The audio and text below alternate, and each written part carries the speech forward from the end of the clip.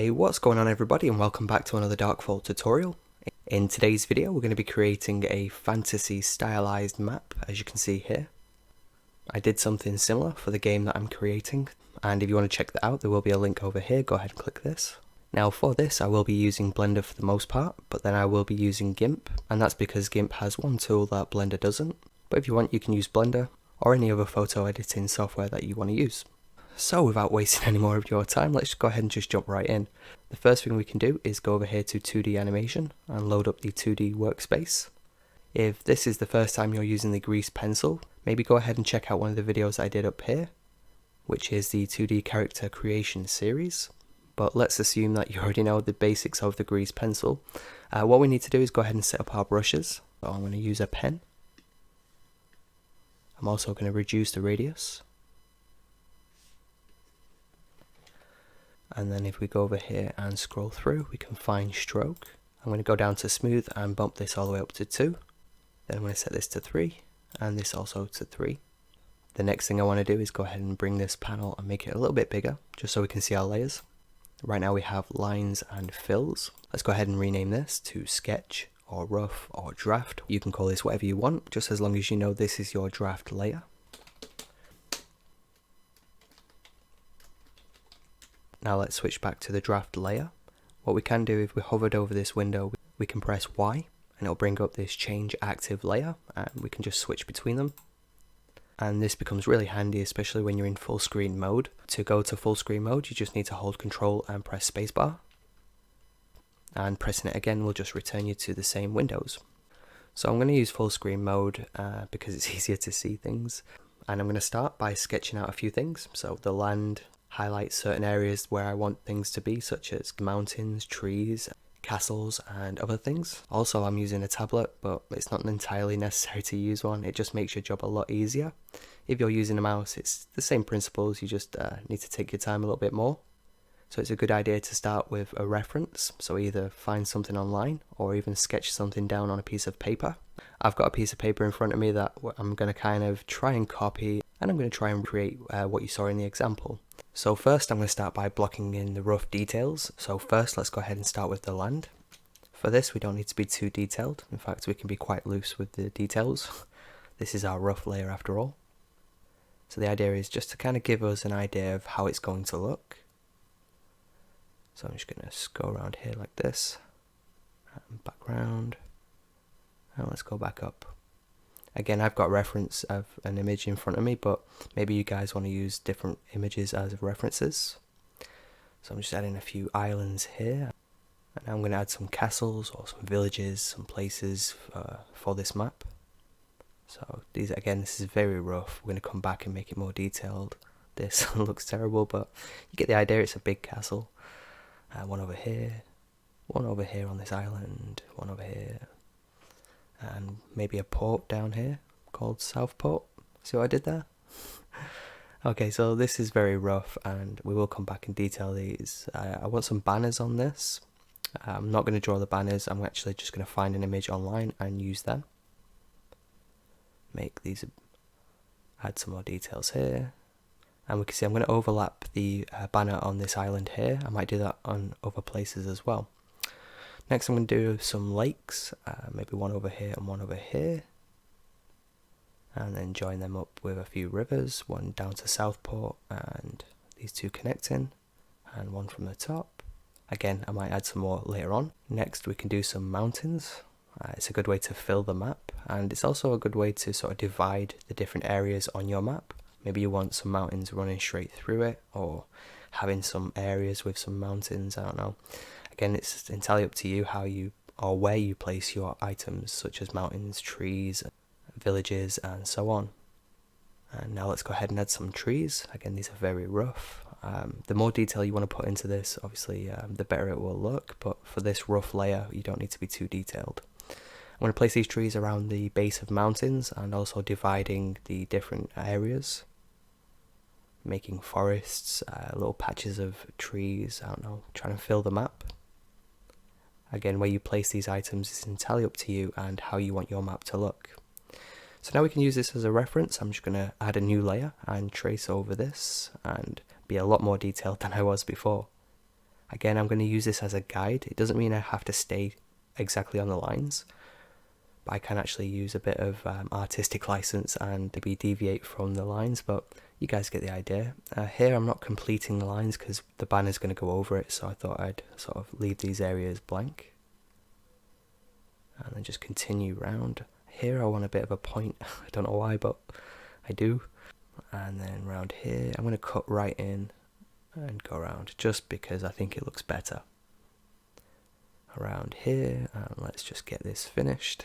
It's taking too long already. And there we go. I'm going to add these little areas, these little islands, and make it look a bit more detailed. You don't have to do this, but I think it looks good. I'm going to add one more down here. And there we go. So I can turn that off. So now we've got this, we can add the mountains in detail. Again, add a new layer and just go ahead and add your mountains. Once you've got the basic shape, we can then go back and add the ridge lines. As you can see, I'm just doing this squiggly line, so it's nothing too complicated. Now we have our ridge line done, we can shade one side of the mountain. So I'm going to do kind of a hatched shading. So it's just these straight lines. And already it seems to look more 3D. And then when we add some colour, it should look even better. So again, I'm just going to go through this and shade these. So let's go ahead and add the trees. Again, I'm going to speed this part up because it's just basically the same process. We're going to outline some trees, fill in the areas, and then add some tree trunks by adding straight lines. So I'm just going to do this real quick. So now you can start filling in your map a little bit more. So if there's any blank areas, go ahead and fill it with trees or mountains.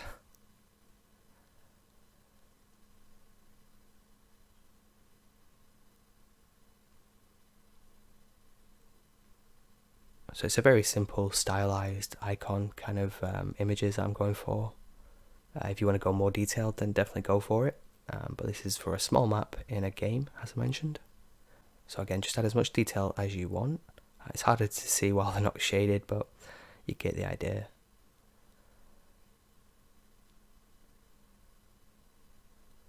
And there we go. And then let's move on to the lakes. I'm going to move this, make these bigger. Like so. And then add the rivers. One going down to Southport. One coming down from here. One from the top. One down here. And one connecting to this one over here as well. Let's do some sand around this island. All around this area here. We're just trying to go for a consistent line just to indicate some sort of sand.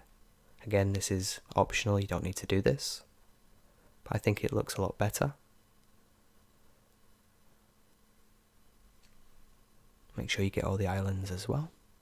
And there we go, there's our map. We just need to add some banners, some place names, and some colours.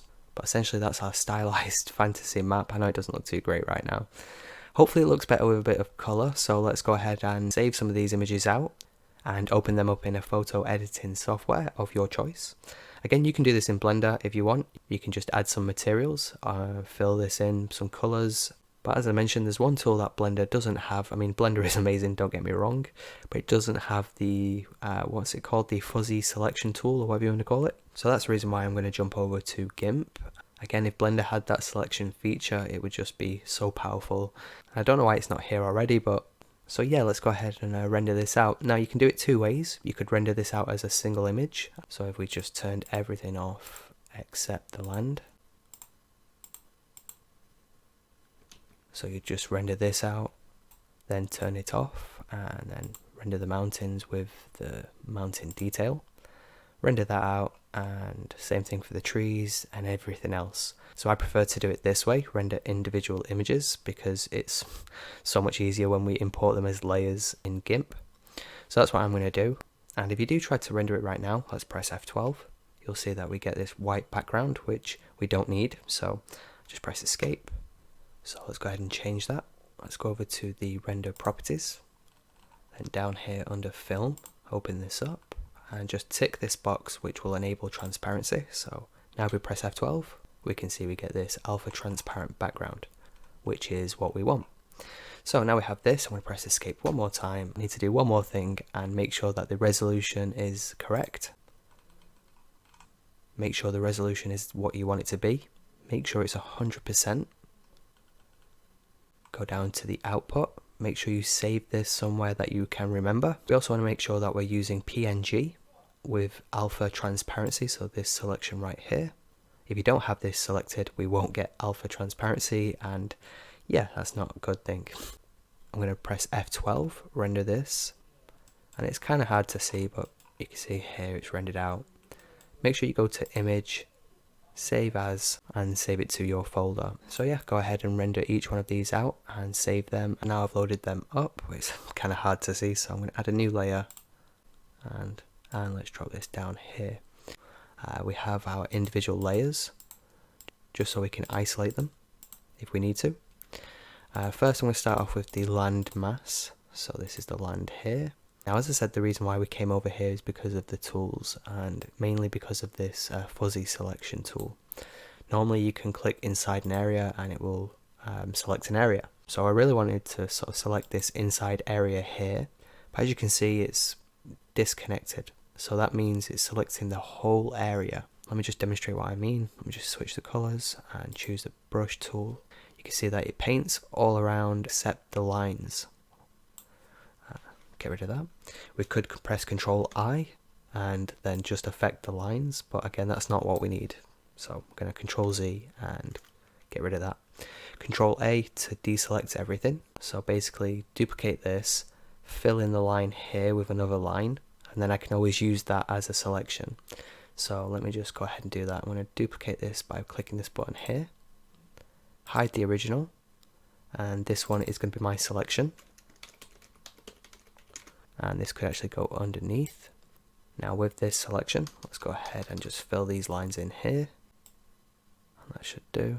Again, it doesn't need to be perfect, we're just completing the line, so. And there we go. So now when we select this, we can select the inside or the outside or any one of these that we want.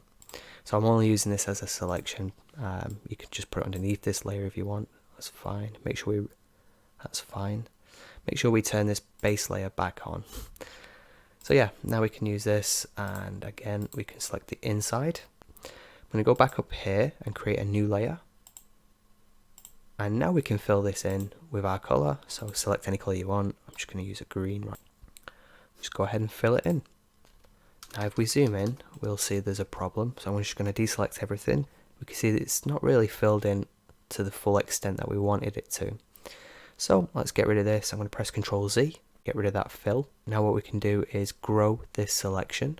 So under the tools we have select, down to grow, and we can grow this by however many pixels you think it needs. So maybe 2 pixels will be good, let's see. And it's almost going outside the line, but not completely, so I think that's fine. If you just want to go for 1, then go for 1, but that looks good to me. So now let's fill this with green. Move this underneath. So again, this color isn't right. Let me just go to colors, hue saturation. It's far too saturated in my opinion. Yeah, that should be fine. So again, that's it for the base. And then next we have the mountains. So they need some color. So I'm going to select this, add a new layer. Click OK. Drag this underneath the mountain layer. Again, it's probably a good idea to name this rather than 1, 2, 3, 4, 5. I'm going to leave it as this. Let's change this color to be a mountain color, maybe some brownish color like this. And then we just want to go in here and color these in. So as you can see, I added an image of some old sort of roughed up paper, which again I'll leave a link in the description below. Then using a darker color, I just created this shadow around here, same thing for the lakes. Let's bring back the mountains. I just added some color and some shadows to the ground. Then we have our lakes. I just changed the color to blue, just rather than being black, since we're going to have some roads. Then let's turn on the castles. Painted in some colors with some shadows. Then I created a new layer and added a shadow layer for the castles. And it's the same process for everything else. So the trees, then the tree color, and I also added some shadows for underneath the tree and the side of the tree. And again, make sure you follow the same sort of light direction. We can see the light side of the mountains are here, so the light would be over here.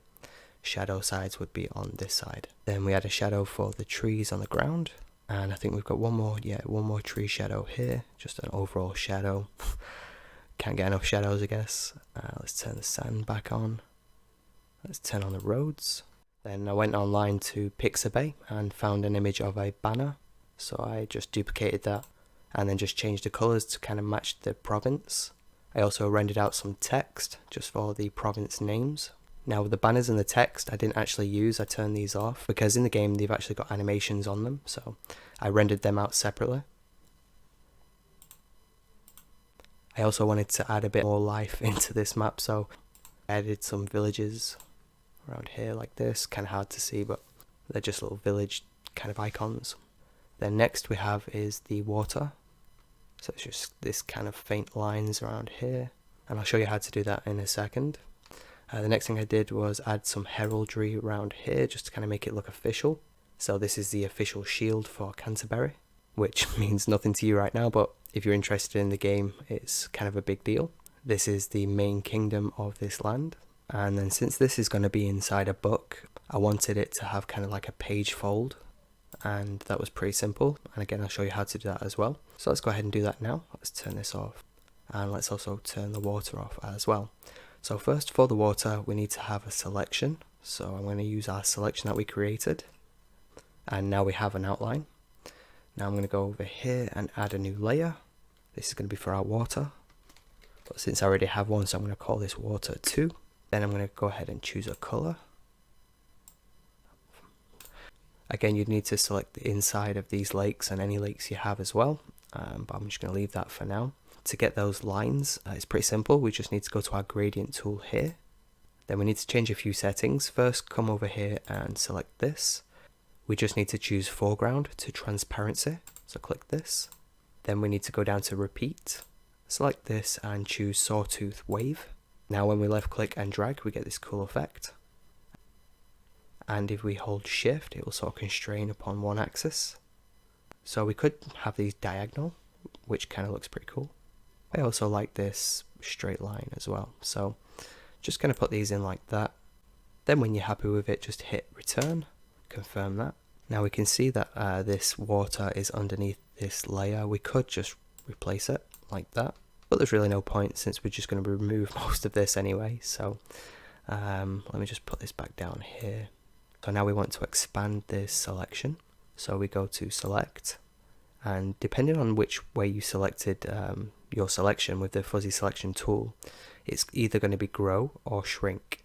Now I'm going to take a guess and think it's grow. Let's try this. Let's try and grow this by 100, and nope, I'm wrong. It's gone the opposite way. So let me just Control Z and undo this. Select and shrink. Now let's shrink this by 100, and that looks okay. Now we can go back to select, and this time we want to feather, say maybe 100, and then make sure we still have this water layer selected. Then go ahead and hit delete. So that looks okay. Maybe we could feather this a bit more. So select, feather. Let's try another 100. Then hit delete again. And you know what? Let's try it again. Feather 100, delete. And again, all this is going to be your personal taste, what you think looks good. Now for the book shadow type thing, we're just going to add a new layer and call this book page shadow, or anything else that you want. We can take this and bring it all the way up to the top. Now let's go to the gradient tool. Make sure we select a black color. We can keep the foreground to transparent, that's fine. We just need to change the repeat back to none. But let's go ahead and use this box selection tool, or the rectangle select tool, I guess it's called. So go ahead and left click and drag, make a selection around about half of this page. Then hit return and confirm that selection. Back to the gradient tool, I'm going to left click and drag here. If you think it's not dark enough, just click here and make this darker. When you're happy with this, hit enter. Now I'm going to do the same thing for this side, since the page kind of bends like this. So the light part would be here. So Control and click, then hit return, and now we have this. Let's go ahead and duplicate this. So again, hit this button, and then let's move this over. Then let's go to Layer, Transform, flip this, and then move this into place. Now we can merge this down, right click, merge down, and we have this messy overlap section. So go back to your base layer, this would be your page. Use the fuzzy selection tool, go ahead and click the selection, go back to your shadow, and then hit delete, and we get rid of the overlap. Now if this shadow is too dark, just go over to the opacity and reduce this. You can also play with the blending modes. Some of these will give you cool and interesting effects depending on what you're going for. And if you think it looks better than this, go ahead and use that. And there we go, that's how to create a stylized fantasy map. I'll make all these images and the blend file available for Patreon subscribers. So if you're interested in downloading that, go ahead and check the link in the description. Hopefully you enjoyed this video. If you did, be sure to hit that like button. As always, thanks for watching, and I'll see you next time.